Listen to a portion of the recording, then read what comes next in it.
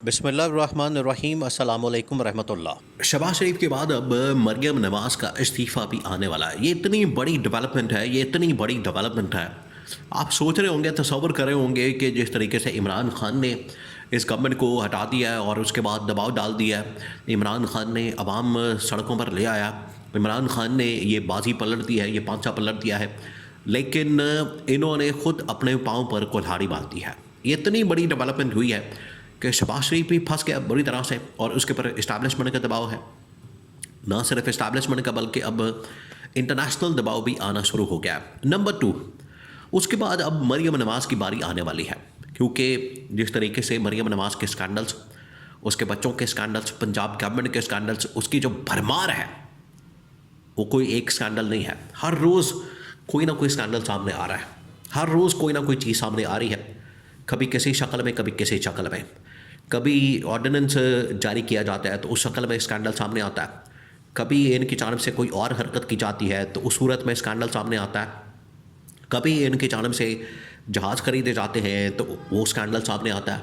अब इस जहाज़ को अपने ख़ानदान के लिए, बच्चों के लिए, फैमिली के लिए, हनीमून के लिए भी आप ज़रा इमेजिन करें कि यह है पंजाब गवर्नमेंट का हाल, यह है पाकिस्तान के अंदर अशराफिया, यह है पाकिस्तान के अंदर जो बैठे हुए ऊपर हुकूमत में लोग, यही मरियम नवाज़, यही शहबाज शरीफ क्या कहते थे, आपको 300 यूनिट फ्री मिलेंगे, आपको 500 यूनिट फ्री मिलेंगे। आज 300 क्या 3 यूनिट भी आपको फ्री देने को तैयार नहीं हुआ। दूसरा ये कि इनकी जानिब से क्या किया जा रहा है, इनकी जानिब से अब वही सरकारी जो इनके पास वसाइल मौजूद है, जो अवाम के टैक्सों का पैसा ये अपने ख़ानदान के ऊपर लगा रहे हैं, अपने लिए बिजली भी फ्री, अपने लिए गैस भी फ्री, अपने लिए तो जहाज़ भी फ्री, और अवाम के ऊपर असाब डाला हुआ है। उधर मोहम्मद बिन सलमान की जानिब से भी इमरान खान की रिहाई के मतलब पाकिस्तान की गवर्नमेंट को, मौजूदा हुकूमत को बता दिया गया कि अब आप अपनी तैयारी करें, अपने मामलात को बेहतर करें, अपनी चीज़ों को ठीक करें, वरना जो इस वक्त पाकिस्तान के अंदर हालात वाक़यात बन चुके हैं, इसमें अब सर्वाइव करना नामुमकिन हो चुका है।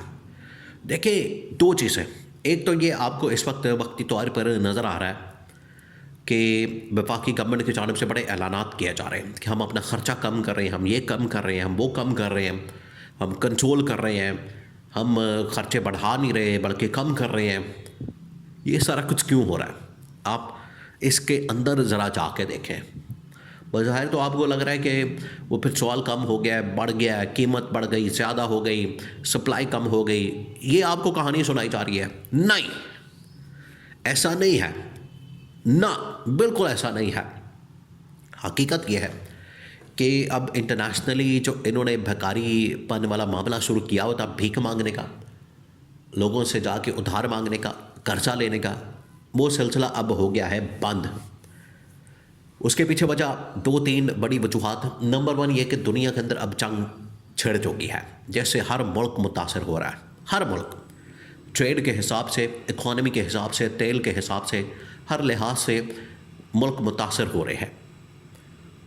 तो इस सूरत में पॉसिबल नहीं कि पाकिस्तान किसी के पास जाके भीख मांगेंगे तो वो इनकार कर देंगे, तो मिलने वाली नहीं। नंबर 2, इन्वेस्टमेंट कोई नहीं आने वाली अगले 5 से 10 सालों में, 15 सालों में, 20 सालों में।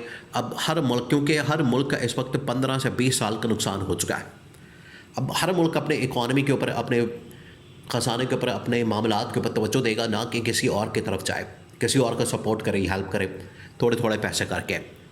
एक तो ये मामला ख़त्म हो गया। तीसरा ये कि जो पाकिस्तान के अंदर जो इन्होंने जिस तरीके से इंस्टेबिलिटी पैदा कर दी है, ऐसे में बची कुची कसर जो है वो भी निकल गई है। अब कोई भी मुल्क यहाँ अरब ममालिक के अंदर, ईरान के अंदर, सऊदी अरब के अंदर, यूएई के अंदर, पाकिस्तान के अंदर, अफ़गानिस्तान के अंदर इन्वेस्टमेंट करने के लिए तैयार नहीं। उनको पता है कि ये जो ममालिक हैं ये डायरेक्ट किसी ना किसी तरीके से, डायरेक्ट इनडायरेक्ट किसी ना किसी जंग के अंदर पड़ जाते हैं।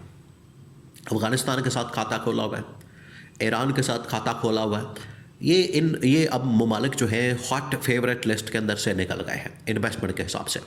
तो ये 3 बड़ी वजूहत जो है कि इंटरनेशनल लेवल के ऊपर इस्टेब्लिश हो चुके हैं। अब आ जाए शहबाज शरीफ के ऊपर दबाव, मोहम्मद बिन सलमान से ये मांगने पैसे चले गए।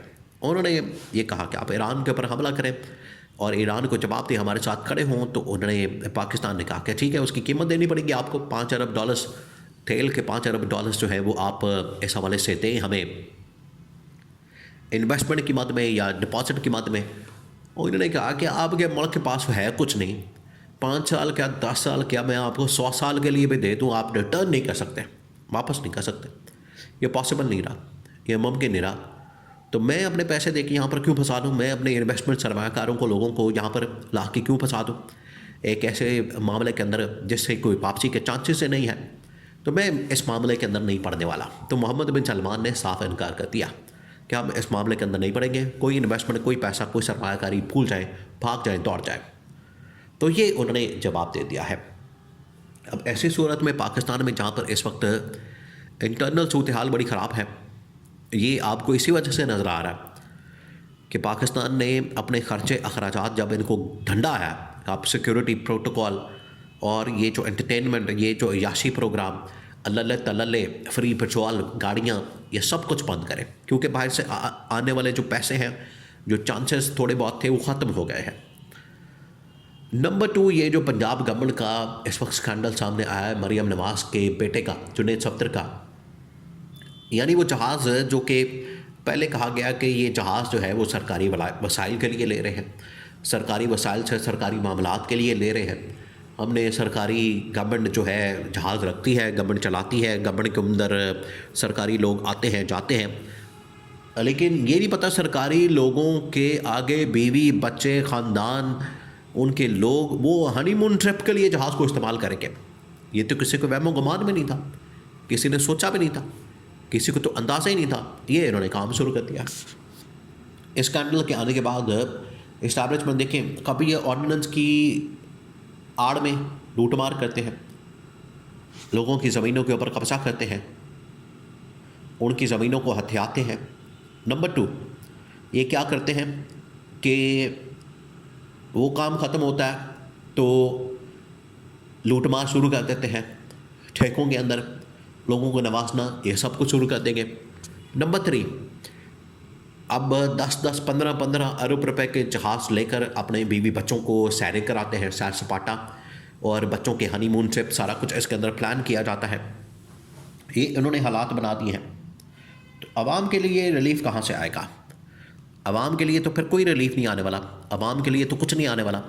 तो ये भूल जाएं कि आवाम के लिए कोई रिलीफ आएगा, आवाम के लिए कोई सवाल से इनको फ़ायदा होगा, ये कभी भी नहीं हो सकता।